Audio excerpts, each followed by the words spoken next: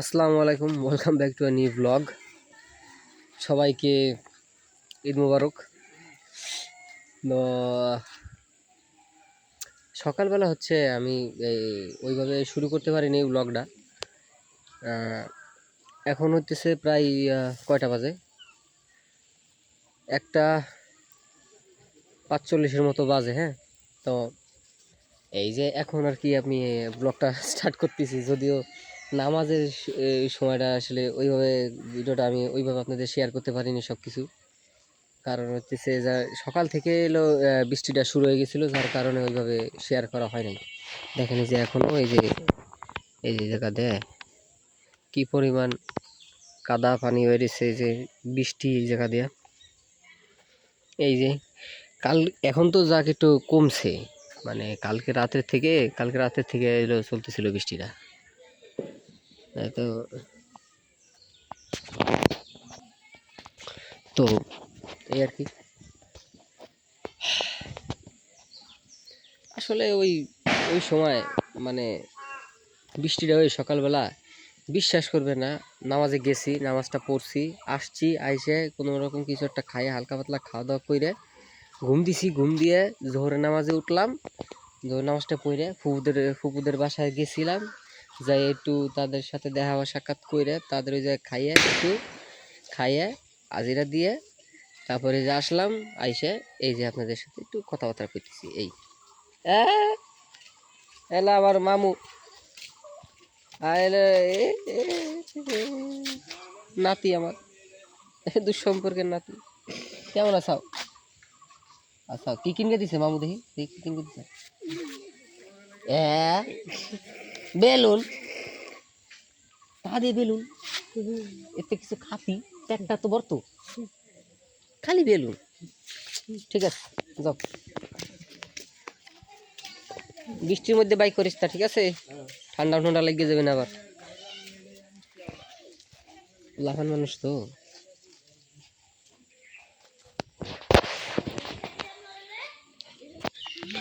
তো এই আর কি।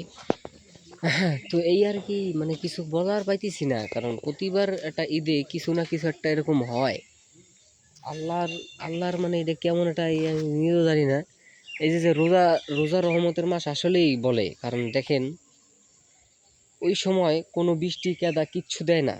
ওই সময় বৃষ্টি হইলেও একদম মানে এমন পরিমাণ হয় যেন কোনো ক্ষতি না হয়, ঠিক আছে, ওই পরিমাণ হয়। এরপরে ধরেন আবার যদি ঝড় বৃষ্টি কিচ্ছু নাই ওই দিন, কিন্তু ঈদের 2 দিন আগের থেকে বৃষ্টি শুরু। এই জিনিসটা খুবই বিরক্তিকর লাগে। আবার আত্মীয় স্বজন আসতেছে পিছিয়ে কিছু আর কি। বড় ভাই গেল, মানে আত্মীয় স্বজন গেলে যে যে বারবার পজ হইতেছে, একটু সরি। এই পিছনতে যদি এরকম আত্মীয় স্বজন যায়, মানে গ্রামের এলাকায় তো সবাই তো আমারই চিনি। তো ওই ধরেন যে গেলে পিছনতে মানুষজন গেলে ওইভাবে আর কি সবাই চিনে জানা, তো এনদে গেলে আবার এমনও আছে আমারে চেনে, আমি চিনি না, কারণ আমার মায়ের চেনে আর বাপরে চেনে। তো জিনিসটা তো মানে বুঝতেছি বিষয়টা কেমন। তো এই জায়গায় আর কি। তো দেখি, দেখতে থাকেন আমি কই কই যাই না যাই আজকের এই যে এরকম একটা পানি পান্তা, এরকম একটা ঈদ।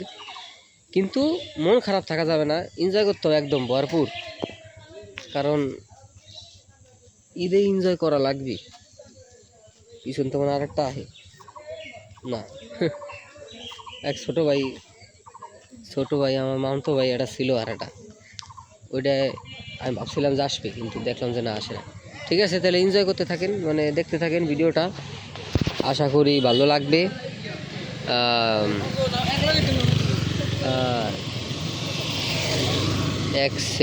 এক্সের বাওয়াত, তো দেখতে থাকেন, আরও সামনে কিছু শেয়ার করব, ঠিক আছে? তো এনজয়।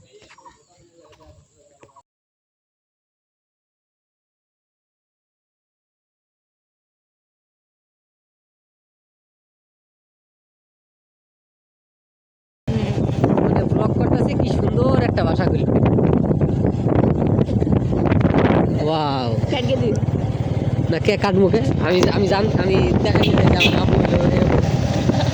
যে এই ছেলেটাই বলছিল ওই কথাটা।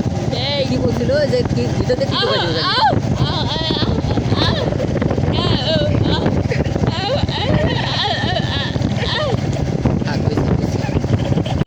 আসসালামু আলাইকুম। তো মিঠাপুর থেকে ঘুরে টুরে এই যে এখন আবার এই যে ছোট বাইরে এই যে এলাকায় আসছি। এই যে দেখেন এই যে সূর্যমুখী ফুল এই জায়গা, কেউ কোনো ফুল এই যে এটা আবার ও মা দেখ আন্দার হেদি ভালো আসে না এখান থেকে এই যে ও ও এই দেখ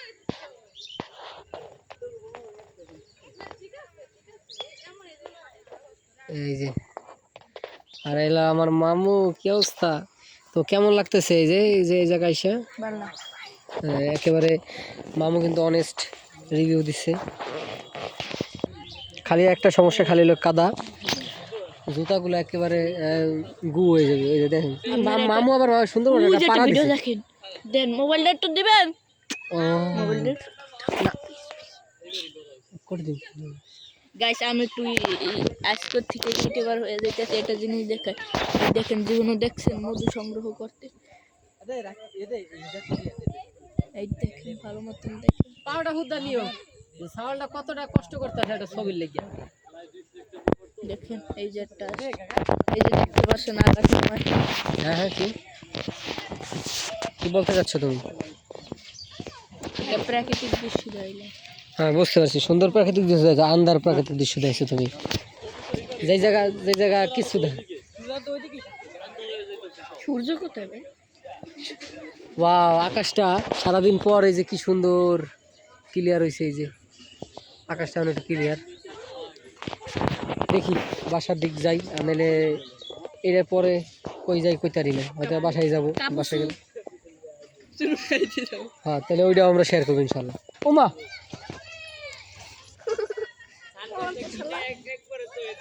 এই হাবলুম মি মাছ দিয়ে আমাকে লাগে। আমি হাবলুম মাছ না, এই নি হাবলুম মাছ।